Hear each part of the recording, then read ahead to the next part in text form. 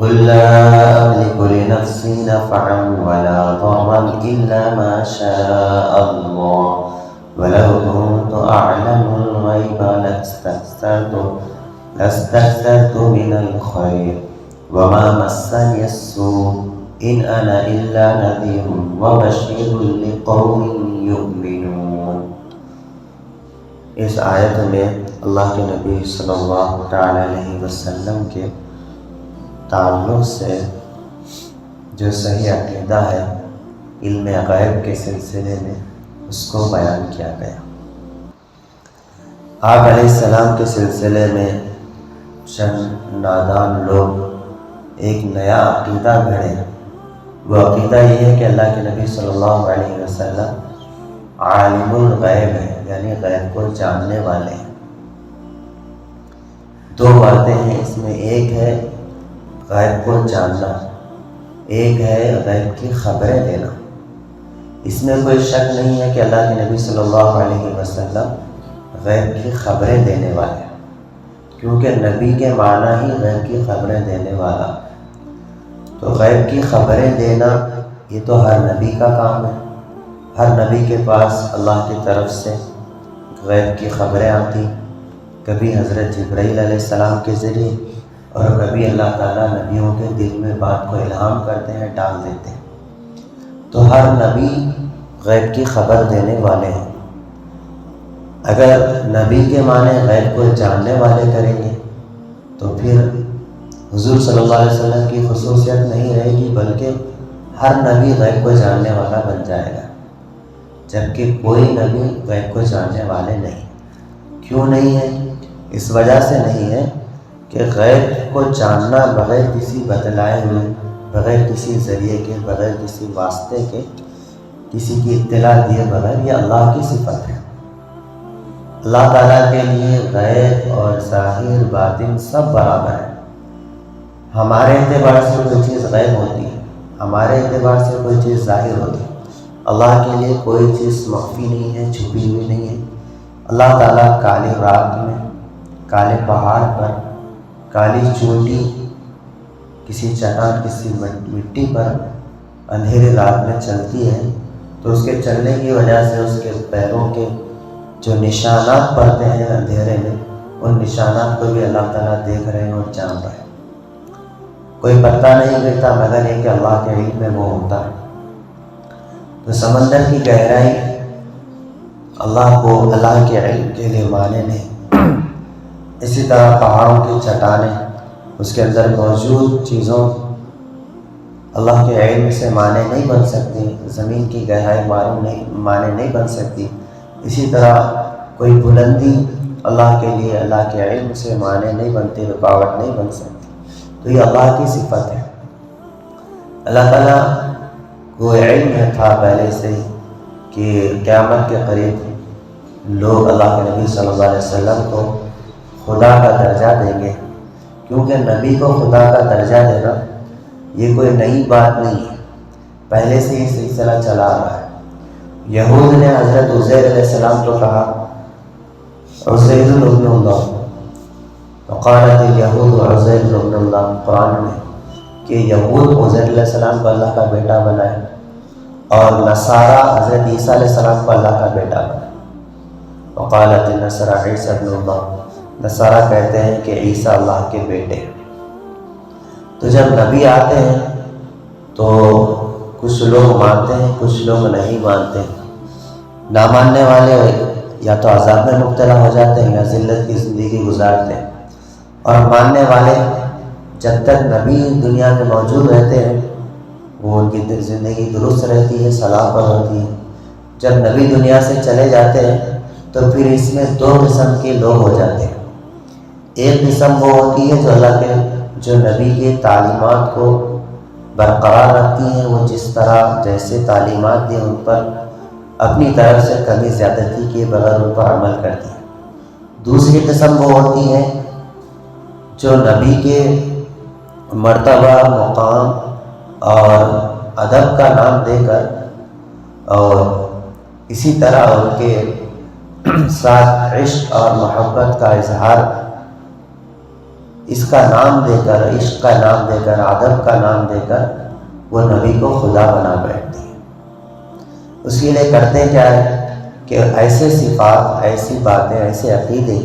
جو اللہ کے لیے خاص ہوتے ہیں وہ نبی کے ساتھ بھی، نبی کو بھی اس میں شامل کر دیتے ہیں، جس کے نتیجے میں وہ شرک میں مبتلا ہو جاتے ہیں۔ تو یہ حضرت عزیر علیہ السلام کے ساتھ ہوا، حضرت عیسیٰ علیہ السلام کے ساتھ ہوا، اور آج کل اللہ کے نبی صلی اللہ علیہ وسلم کے ساتھ ایسا ہو رہا ہے۔ چنانچہ بہت سارے عقیدے گھڑے گئے۔ ایک عقیدہ یہ گھڑا گیا کہ اللہ کے نبی صلی اللہ علیہ وسلم حاضر و ناظر ہے، یعنی ہر جگہ موجود ہے اور ہر ایک کو دیکھ رہے ہیں، جبکہ یہ صفت اللہ کی ہے، اس میں ہم نبی کو شریک نہیں کر سکتے۔ ایک عقیدہ یہ گھڑا گیا کہ اللہ کے نبی صلی اللہ علیہ وسلم انسان نہیں ہے بلکہ آپ نور ہیں، کہ نور یہ اللہ کی صفت ہے۔ اللہ قرآن میں کہتے ہیں اللہ نور السماوات والارض،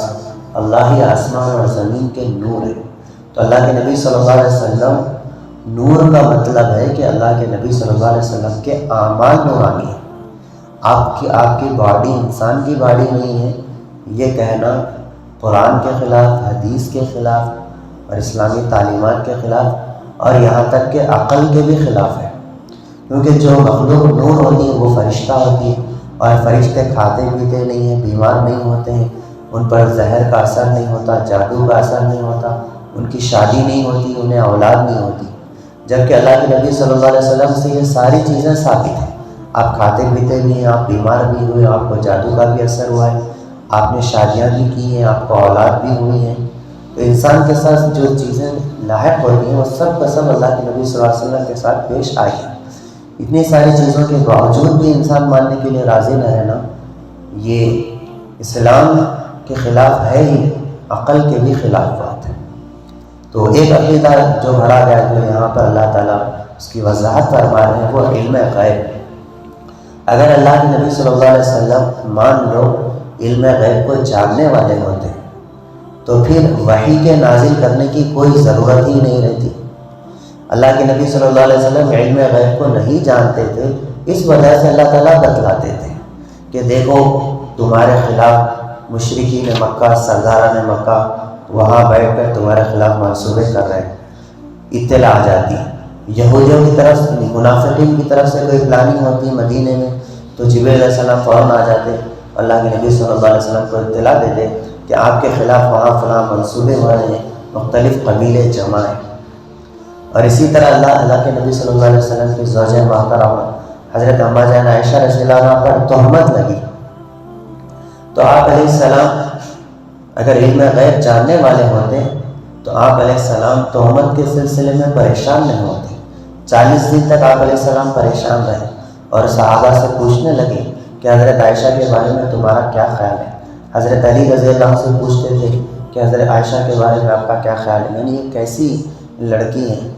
اس کے بارے میں تو کچھ اس سے پہلے کچھ سنے تھے۔ اگر علم غیب جانتے تو ایک سیکنڈ میں بول دیتے کہ حضرت عائشہ رضی اللہ عنہ بری ہیں، پاکیزہ ہیں، یہ جو لوگ تہمت لگا رہے ہیں، منافقین جو تہمت لگا رہے ہیں اور بھولے بھالے مسلمان اس تہمت میں آ رہے ہیں، فوراً اللہ کے نبی صلی اللہ علیہ وسلم دے دیتے جواب۔ اللہ کے نبی صلی اللہ علیہ وسلم کو کھانے میں زہر ملا کر دیا گیا، اگر اللہ کے نبی غیب کو جانتے تو فوراً کہہ دیتے کہ اس کھانے میں زہر ہے، میں نہیں کھاؤں گا۔ اللہ کے نبی صلی اللہ علیہ وسلم پر جادو کیا گیا، اگر اللہ کے نبی صلی اللہ علیہ وسلم غیب کو جانتے تو فوراً صحابہ سے کہہ دیتے کہ فلاں جگہ میرے سلسلے میں جادو کی منصوبے چل رہے ہیں، جاؤ انہیں روکو، ان سے جہاد کرو، یا انہیں پکڑ کر میرے پاس لاؤ، انہیں قید کرو۔ بہت سارے واقعات ہیں، بہت ساری چیزیں ایسی ہیں جو اللہ کے نبی صلی اللہ علیہ وسلم کے علم غیب کے نہ جاننے پر دلالت کرتی ہے، کیونکہ جو چیز اللہ کے ساتھ خاص ہے اس سلسلے میں کسی کو ٹھہرانا اور اس کے لیے دلیل دینا یہ خود ایک جہالت ہے۔ جیسے مثال کے طور پر اللہ تعالیٰ پیدا کرنے والے ہیں، کسی مخلوق کو اس میں ٹھہرا کر دیں کہ یہ بھی پیدا کرنے والے ہیں اور دلیل دیتے جا رہے ہیں، دلیل دیتے جا رہے ہیں، تو ایسی دلیل سننا اور دلیل کا جاننا اور دلیل کا پوچھنا یہ خود اللہ تعالیٰ کے صفات کے ساتھ جو ہمارا عقیدہ ہے اس عقیدے میں کمزوری کی علامت سمجھی جائے گی، کیونکہ یہ واضح بات ہے کہ اللہ ہی خالق ہے، اللہ ہی مالک ہے، اللہ ہی نفع دینے والے ہیں، نقصان دینے والے ہیں، تو اللہ تعالیٰ اس کی وضاحت فرما رہے ہیں، کیونکہ لوگ آگے چل کر حضور سے ڈائریکٹ مانگنے والے ہیں، کیونکہ کسی سے بھی چاہے کتنے بھی بڑے نبی ہوں، کتنے بھی بڑے ولی ہوں، ڈائریکٹ نہیں مانگ سکتے، ہاں البتہ وسیلہ لے سکتے ہیں کہ اللہ میری دعا کو حضور صلی اللہ علیہ وسلم کے صدقے طفیل میں قبول فرما، فلاں ولی اللہ کے صدقے طفیل میں قبول فرما، یہ میرے جو نیک اعمال ہیں اس کے وسیلے میں قبول فرما، یہ تو کہہ سکتے ہیں ہم، اس کی تو اجازت ہے، لیکن ہم جو اس دنیا میں موجود نہیں ہیں ان سے ڈائریکٹ مانگنا اور اس سلسلے میں دنیا والوں کی مثالیں دینا کہ دیکھو بچے ماں باپ سے مانگتے ہیں، ایک دوسرے سے مدد طلب کی جاتی ہے، دنیا کی مثال دے کر جو لوگ قبروں میں پہنچ چکے ہیں ان سے مانگنے کی دلیل دی جاتی ہے، یہ جہالت ہے، کیونکہ اللہ تعالیٰ ہم نماز میں پڑھتے ہیں ایاک نعبد و ایاک نستعین، ہم تجھی سے تیری ہی عبادت کرتے ہیں، تجھی سے مدد طلب کرتے ہیں، نماز میں تو کہہ رہے ہیں کہ ہم تیرے سے ہی مدد طلب کرتے ہیں، اور نماز کے باہر جا کر اللہ کے نبی سے مانگ رہے ہیں یا کسی ولی اللہ سے مانگ رہے ہیں تو پھر ہم نماز میں جو کہہ رہے ہیں اس کے خلاف کر رہے ہیں۔ اللہ کے نبی صلی اللہ علیہ وسلم فرماتے ہیں صحابی سے اذا استعنت فاستعن باللہ اذا سألت فاسأل اللہ واذا استعنت فاستعن باللہ، جب مانگنا ہو اللہ سے ہی مانگو، مدد طلب کرنا ہو اللہ تعالیٰ ہی سے مدد طلب کرو، کیونکہ اللہ کے پاس ہی سب چیز کے خزانے ہیں، وہی نفع نقصان کے مالک ہیں۔ یہاں پر اللہ تعالیٰ فرما رہے ہیں کیوں کہہ دو کہ میں خود اے نبی کہہ دو کہ میں خود اپنے نفس کے لیے کسی نفع کا اختیار نہیں رکھتا اور نہ کسی نقصان کا، مگر اتنا ہی جتنا اللہ چاہے، اور اگر میں غیب کی باتیں جانتا تو بہت سے فائدے حاصل کر لیتا اور مجھ کو کوئی تکلیف نہیں پہنچتی، میں تو ایمان والوں کو عذاب سے ڈرانے والا اور ثواب کی خوشخبری سنانے والا ہوں۔ اللہ رب العزت سے دعا ہے اللہ تعالیٰ سب کو اللہ کے نبی صلی اللہ علیہ وسلم تعالیٰ سے نئے عقیدے گھڑنے اور اس میں مبتلا ہو جانے سے حفاظت فرمائے۔ سبحان اللہ بحمدہ، سبحانک اللہم وبحمدک، ونشہد ان لا